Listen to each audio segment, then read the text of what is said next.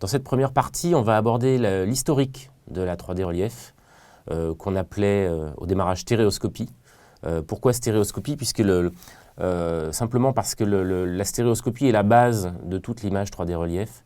Et la stéréoscopie, c'est la capacité du cerveau à analyser la différence de perception entre les deux yeux pour créer une image qu'on va interpréter comme étant en relief. Donc on va essayer par différents moyens. Ça a été dans un premier temps par la peinture, ensuite par la photographie et maintenant par le cinéma, de tromper le cerveau et lui faire croire qu'il voit des images en volume sur un écran plat. La 3D n'est pas née en 2009 avec la sortie d'Avatar. Il y a eu énormément de choses, aussi bien au cinéma qu'en photographie, avant ça.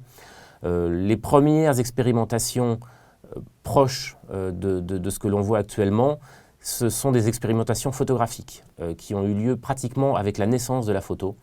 Donc c'est ça qui est intéressant, c'est-à-dire qu'au 19e siècle déjà, certains photographes se sont intéressés à la stéréoscopie et à l'illusion que ça pouvait créer et à l'immersion, l'effet d'immersion que ça pouvait donner sur certaines scènes.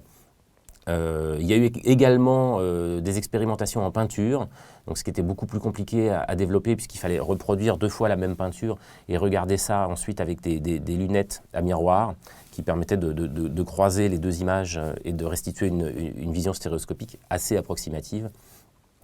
Et ensuite, donc la photographie a un petit peu simplifié le processus, bien que ce soit encore imparfait lors des débuts.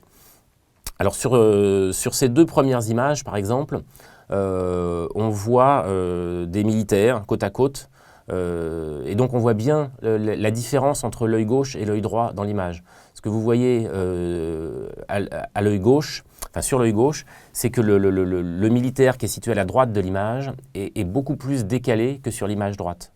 Et c'est ce décalage qui va créer l'illusion de la 3D. Voilà.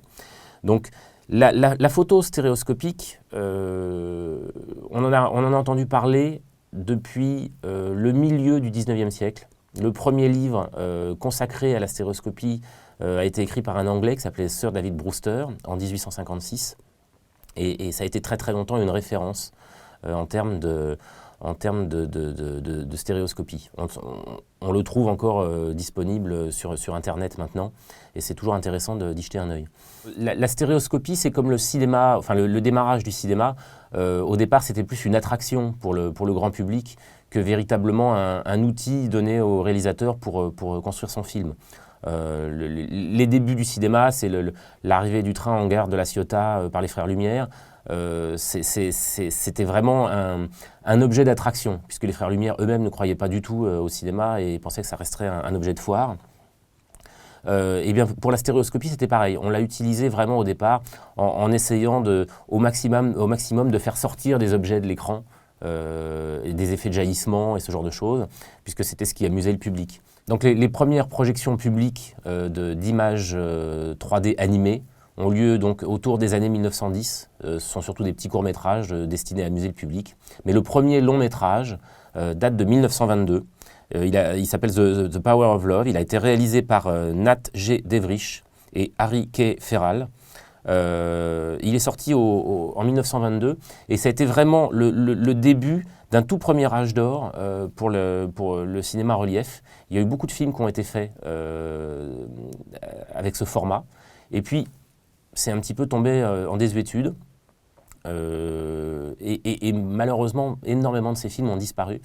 Et on commence simplement maintenant à en retrouver quelques-uns, et même quelques-uns qui ont été tournés par hasard en relief. Alors pourquoi par hasard ? Parce qu'en fait, il faut savoir qu'à l'époque, dupliquer un film pour le projeter dans plusieurs cinémas, c'était assez problématique. Donc on avait tendance à tourner avec plusieurs caméras posées côte à côte. Et c'est le cas notamment, par exemple, du Fantôme de l'Opéra, dont on a retrouvé différentes vues et qui est à l'heure actuelle en cours de restauration dans une version 3D qui est totalement inédite et dont on trouve des extraits sur Internet, puisque la société qui fait cette restauration a mis à disposition du grand public quelques images pour montrer l'avancée du travail. Mais c'est intéressant parce que ce film n'était pas du tout prévu pour être tourné en relief, mais la juxtaposition des caméras permet donc de recréer cette version qui est assez étonnante. Et on peut voir donc la version du film qui fait pratiquement 1h30 en anaglyphe sur Internet. Voilà. Le véritable âge d'or de la 3D, c'est les années 50. Le procédé commençait à s'améliorer vraiment bien. Et autour de 53-54, plus d'une centaine de films ont été produits avec une véritable envie d'en faire un outil artistique. Alors il y a eu bien évidemment, comme à l'heure actuelle, des films qui ont utilisé le procédé pour faire du spectaculaire. Je pense que tout le monde connaît le film L'étrange créature du lac Noir, qui était passé en télévision dans les années 80, avec les fameuses lunettes anaglyphes bleues et rouges, mais qui n'était pas du tout destiné à être projeté avec ces lunettes bleues et rouges au démarrage, puisque depuis le début du cinéma, on a utilisé des lunettes qu'on connaît et qu'on utilise encore maintenant, ce type de lunettes, qui sont des lunettes polarisées, qui permettaient d'avoir une véritable image de bonne qualité. De bonne qualité, c'est un bien grand mot, parce qu'il y avait quand même de gros problèmes du fait du tournage en pellicule et d'être obligé de synchroniser 2 caméras en pellicule. C'est beaucoup plus facile avec le numérique maintenant. Voilà, donc cet âge d'or a donné lieu à quelques grands films, puisque même Hitchcock a tourné en 3D. Son film « Le crime était presque parfait », qui vient de ressortir là en Blu-ray, et qui est une belle leçon de cinéma 3D et qui vaut le coup d'être vu. Parce qu'il y a une vraie réflexion autour de la 3D. Beaucoup d'autres films qui ont été tournés en 3D à l'époque, c'est ce que je disais, étaient plus de l'ordre du gadget. Là, il y a une véritable réflexion de réalisateurs autour de la 3D, et c'est assez intéressant à voir. Notamment la scène de l'assassinat, qui est très forte, et déjà en 2D, et en 3D vaut vraiment encore plus le coup d'être vue. Pendant cet âge d'or du cinéma des années 50, il faut savoir que le public avait un véritable engouement pour les films 3D. Et du coup, plus d'1 millier de salles aux États-Unis avaient été équipées avec les systèmes passifs tels qu'on les connaît, avec les lunettes que je vous ai montrées tout à l'heure. Mais même en France, il y avait une trentaine de salles équipées déjà à l'époque, avec toutes les contraintes que ça impliquait, puisque malheureusement, tourner en film avec 2 caméras côte à côte, ça impliquait la même chose pour les projections, c'est-à-dire d'avoir 2 projecteurs, de bien synchroniser les projecteurs. Et c'est ce qui fait que la version 3D du film d'Hitchcock, Le crime était presque parfait, a été relativement peu exploitée dans ce format. C'est qu'il y a eu beaucoup de problèmes de synchronisation entre les caméras, beaucoup de problèmes de synchronisation au moment des premières projections, et Hitchcock était assez mécontent du résultat. Et du coup, malheureusement, le procédé est retombé un petit peu dans l'oubli pendant une trentaine d'années. Il est revenu un petit peu pendant les années 80, avec quelques films à grand spectacle. Il y a eu Les Dents de la Mer 3, qui étaient projetés en salle, donc toujours avec le même système à 2 projecteurs pour les salles qui étaient prévues comme ça, mais également avec 2 autres systèmes différents. Il y a eu des projections en anaglyphe avec les lunettes bleues et rouges qui malheureusement étaient relativement inconfortables et faisaient perdre les couleurs du film.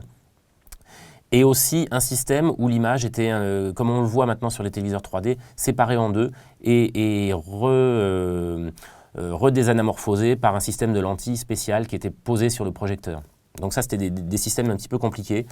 Et en fait, l'analogique, entre guillemets, était vraiment compliqué pour la 3D, et le véritable grand âge d'or qui est revenu, c'est avec l'arrivée du numérique. Donc les premiers films au début des années 2000, il y a eu les Disney, il y a eu 1 ou 2 films produits par Tim Burton également, mais surtout en 2009, l'arrivée d'Avatar qui a véritablement redonné l'envie au public d'aller voir des films 3D, l'envie aux réalisateurs et aux studios de se lancer dans la 3D également. Donc là encore, ça a donné lieu à du très bon et à du moins bon. Et on est en plein dedans à l'heure actuelle, on est vraiment en plein dans cette période de réalisation de films. Il y a des grands films, il y a des très bons films, il y en a des beaucoup moins bien aussi, mais l'avantage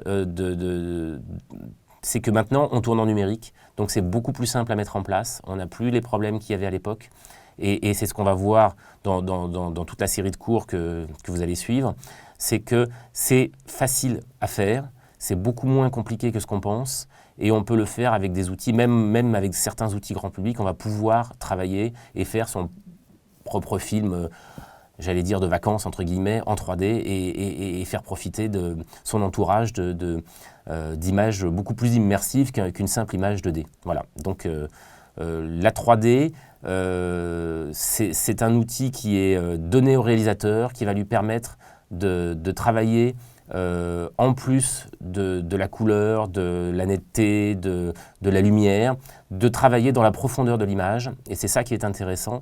Et c'est ce que certains grands réalisateurs arrivent à bien explorer maintenant, comme Cameron. Ça a été le cas avec le Monde de Pi.